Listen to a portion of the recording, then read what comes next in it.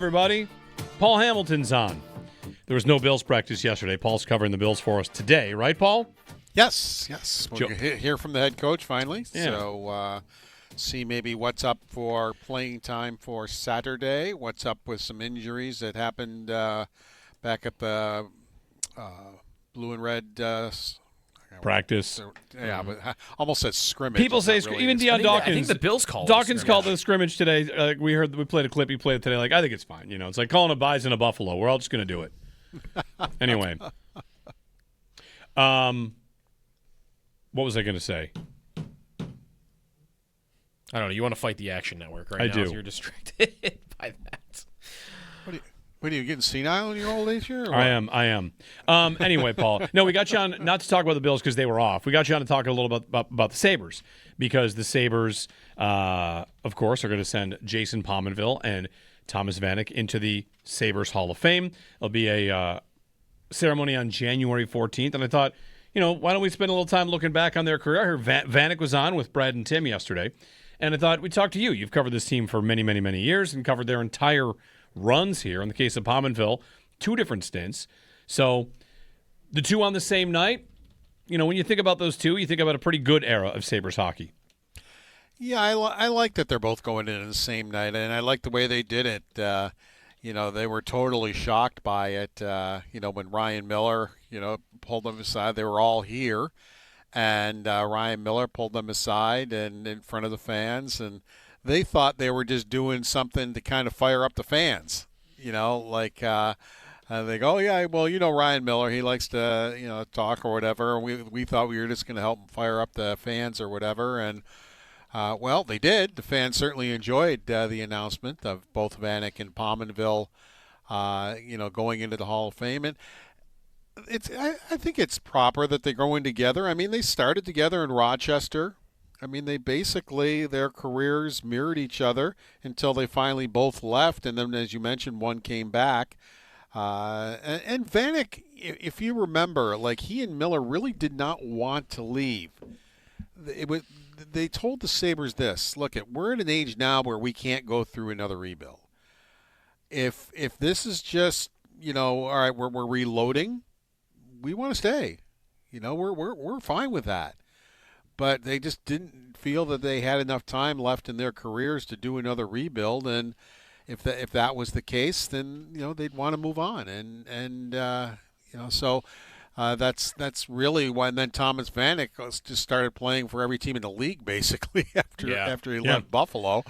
But you look at their numbers over their careers. I mean, it's very similar. Games played. Pominville played 1,060. Vanek played 1,029. Pominville at 727 points. Vanek at 789. Vanek more of a goal scorer than Pominville was, but Pominville certainly didn't take a back seat when it came to scoring goals either. And Vanek was just such a pure shooter. I mean, he was so smooth with everything he did. He's great in front of the net. One of the best you'll see there at tipping pucks and scoring that way. Or just, silky smooth when it came to shooting the puck and letting it go. Sometimes, he would pass up a great scoring chance, and you're like, oh, why do you want a shooter like that be passing? But that's just the way he was. He was always looking for the better play. And the thing is, as good a shooter as he was, he wasn't even the best shooter in Sabre history. I mean, Danny Gare and Rick Martin probably were the best, but Vanek easily could have been the best with the way he shot a puck. Yeah, Paul, on kind of how their careers went, it is interesting also that they did play together a lot. But that was once, Briere and Drury had left, right? What do you remember about the beginnings of their careers? Because they were not always playing together then, and they weren't the most important players on the team, but they were still excellent when they were going to the conference finals. Yeah, and that's the thing. In Rochester, they were together, and then they kind of got forced up into the NHL. They were going to be in the NHL. The problem was in their early years, they got forced into spots that maybe they weren't ready for. They were ready for the NHL, but they weren't ready to be on the top line.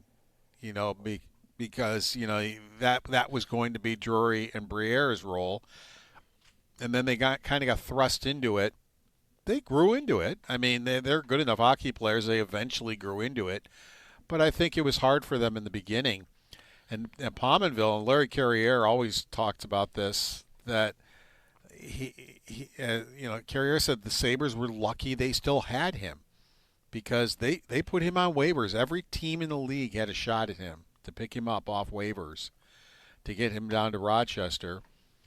And then he went down and went absolutely nuts. I mean, he went on a run down there that was just crazy, a scoring run.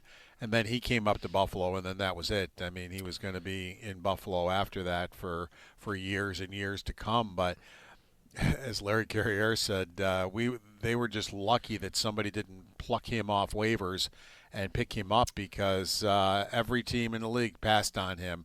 And I'm sure once they saw the type of career that he was having and going to have, they were, I'm sure, pretty sorry that they did. Another thing here, Paul, is that the organization has been doing things, off the ice better in recent years, whether that's, how they celebrate something, or in this case, the Hall of Fame had kind of been pushed to the side for a decade. There was a 9-year period where nobody went in, and those were 2 jersey retirement ceremonies. They went 13 years between RJ and Dale Howardchuk and Rob without having a night, the Hall of Fame night, not that isn't a jersey induction. And I don't know how many more of these we'll get, because you'll have to go back through Sabre history and find who should be in that isn't. But I'm just glad to see that it kind of exists again, and that we'll have special nights once in a while here where guys that aren't maybe good enough to have their jersey retired will still have a night in certain seasons. Yeah, it stopped functioning after a while. The Hall of Fame, I don't know the exact reason why. Next time you have Rob Ray on, he'd be able to tell you. But it basically stopped existing.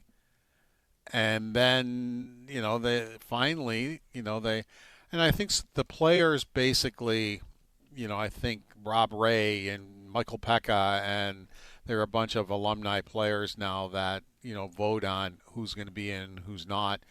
By the way, I looked up, I told you that he went crazy when he went back. It was 05-06 when he went back to the Amerks and had to go through waivers. In 18 games, he had 19 points and 19 goals and 26 points in 18 games down there. And then he came to Buffalo and still had enough time in 57 games to score 18 goals in Buffalo in what amounted to his rookie year. So, that's when, and another 10 points in 18 playoff games that year. So, that's the year that everybody could have had him on waivers, and he decided he needed to go down to Rochester and prove a point, and 19 goals in 18 games is quite a point. Yeah. Paul Hamilton on the Sabres announcement of yesterday, January 14th, both Jason Pominville and Thomas Vanek going into the Sabres Hall of Fame. Paul, I was just in this segment doing a little bit of math here for another player that I think of when I think of these two, right? If these are, who's the third guy? Vanek, Pominville, and? Derek Roy. Right. Derek Roy is not making the Sabres Hall of Fame, is he? I don't think so. Okay, because the math I was just quickly doing is, again, there's a lot of different ways to look at it. Pominville scored obviously an iconic goal against Ottawa to win a series. Roy played just about as many games as Pominville and Vanek. They're all kind of in the mix. And on points per game, Vanek 0.83, Roy 0.78, Pominville 0.7. Roy scored points. I tend to agree. I don't think he'll get in, but he is kind of like the third guy in that mix, and that those three played together, came up together, everything about how the organization kind of turned at a time. Just a little mention of Derek Roy in there, who I don't think will get the same honor, but was close to them. But, both Pominville and Vanek were captains. I don't even hardly remember Derek Roy wearing an A on his sweater. He probably did at some point. But, he wasn't considered like the leader that the other two were. And he also was kind of the representative, Paul, of your centers aren't good enough to be a great team, right? Because for how many years was it? He's good, but if he's your number one center, like we kind of have a problem here. Yeah, no, definitely. And it goes back to when those two centers left. Right. Well, who gets thrust into the number one center spot when he's probably just not ready, coming up from Rochester. So, that I think just goes back to that, that same idea once again. I was just looking. Yeah, now Derek Roy in that year, Pominville went back to Rochester for those 18 games. Derek Roy played 8 games down there. So that, that was kind of his, all right, he's going to get 8 games. Talking about going on I always remember Pominville going crazy. Here, this Roy. is a great example. In that same year in Rochester, Roy played 8 games and had 7 goals, 13 assists, and 20 points. It's pretty But good. I remember Pominville more than I remember Derek Roy doing it. Yeah. Yeah. And then same thing. He comes up to Buffalo, and in 70 games, he has time to score 18 goals and 46 points. So he basically did the same thing in the same year. But, Jeremy, you're absolutely right. Pominville's the one that sticks out. Roy's numbers are actually better. Roy actually, I saw this when Dahlin had a 5-point night in the Montreal series, Paul, and I believe he tied the franchise record for points in a playoff game. Yep. And Roy is who he tied. Maybe there was another guy on that list. I believe there were 2, and I can't remember off the top of my head who the second one was. But Roy, Roy was one of them. In a game that he's not remembered for, right? Like game 1 against Ottawa. Like, I remember that as, like, Tim Connolly was better in that hockey game than any Sabre I've ever seen. And Roy was the one who had 5 points and had, I think, did he score it to tie it with, like, 2 minutes left? So there were moments for him in the 06 playoffs, which, by the way, Vanek, no offense to him, like, he was a rookie, but all those guys were. Vanek was finding himself in the press box in those playoffs. Mm-hmm. And Roy had an 81-point season in Buffalo. He had a 70-point season the next year, a 69-point season the year after. Pretty durable. I mean, you look at 75 games, 78, 82, 80. Then in one year he had 35, back to 80. So pretty durable there. And his career went a long time after he left the NHL. And 14-15 was his last year in the NHL with Nashville and Edmonton. And he didn't retire till 2021 when he was playing for Munich. So he played, 7 years in Europe after he left Buffalo. Mm-hmm. Paul Hamilton left the NHL, I'm sorry. Yeah. Thanks, Paul. Paul Hamilton on the Western Hotline. Paul will be listening today for the Sabres update, for the Bills update because you're going to practice. So enjoy. Yeah, and I do know you'll be able to listen to talking to the fans here at the head coach at 10:55 is when he's scheduled, and he usually goes on a little early, so be ready. Yeah. Maybe tune in to 10:50. I've noticed that. Yeah, he tends to because he's quite often during training camp he was on your show. And all of a sudden he's talking, and it's like, wait a minute, this is 4 minutes before he's supposed to be here, or 5 minutes, or 7 minutes, or whatever. Mm-hmm. Yeah.